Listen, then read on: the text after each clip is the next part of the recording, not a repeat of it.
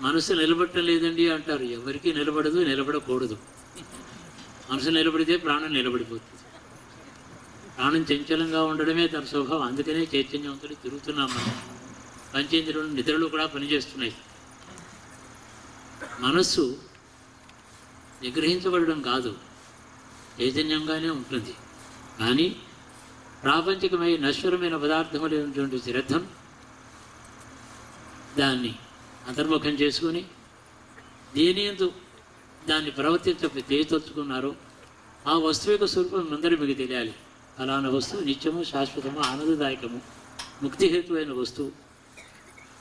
నశ్వరమైన జగత్తుని వదిలిపెట్టి నీవు అటు వెళ్ళు అని చెప్పడానికి చేసేటువంటి పూర్వ విజ్ఞానమే శాస్త్రజ్ఞానం. సాధన ప్రాణాయామం. ఇక శరీరంలో ఉండే పంచేంద్రియములకు వశమై